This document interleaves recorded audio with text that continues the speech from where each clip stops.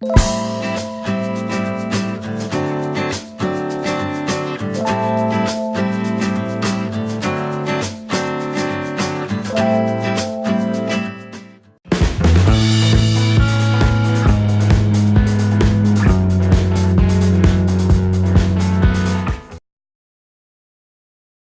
our New York studios, let's go inside her story with Jackie Reed. Good morning, Jackie. Good morning, Tom, Sybil, and Jay. Listen, you guys, for many women, divorce can not only leave you with a broken heart, but some serious credit problems due to your ex doing things like not paying his bills post-divorce. I met a woman who told me it took her more than 7 years to fix her credit after her divorce.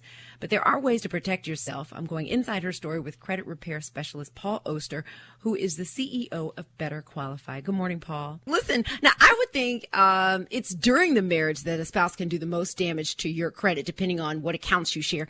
But don't you and your credit reports kind of go separate ways after the divorce? I mean, how can an ex still do damage after the divorce papers are signed? Unfortunately, if a couple gets to the point where they're actually getting a divorce, both spouses, and oftentimes the woman for sure, needs to realize that a divorce decree does not supersede the original creditor agreement. Probably the most important thing that folks are going to take away from today's show. What that means is if a judge orders a spouse to pay all of the credit card bills and their joint accounts, and let's say there's $100,000 worth of debt in those credit card bills, and the woman says, okay, well, if he's going to pay that, and that offsets some of the other monies in the marital settlement agreement, she doesn't take as much from a savings account or a 401k because he's responsible for $100,000. If he does not pay, she is ultimately responsible in the eyes of the creditor. And it's an amazing thing. They don't care what the judge says. If you have joint accounts, it is imperative that they get closed immediately, they get separated, and they get paid. You cannot take his word for it. Obviously, if you're going through a divorce, there were problems already. We see the damage every single day, and I listen to women pouring their hearts out, but the judge said.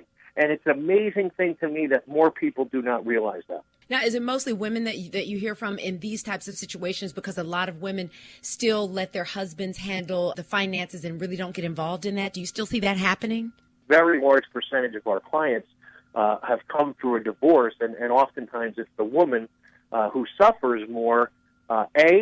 Maybe she only has the joint accounts with her husband, and her husband may have other individual accounts. And once the divorce goes through and those accounts get closed or they go into default, now it's a tremendous undertaking to try and reestablish the credit, settle the debt, and move forward in her individual credit life. This may sound crazy, but what happens to the credit if the couple decides to get back together?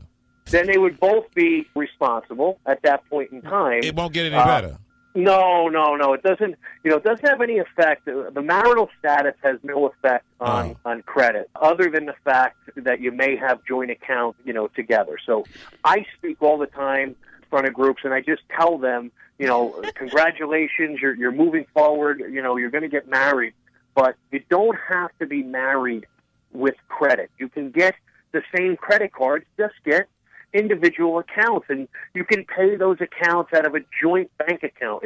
It's much easier to separate a bank account than it is credit card account. Paul, where can we get more of your tips on all types of credit issues? What's your website?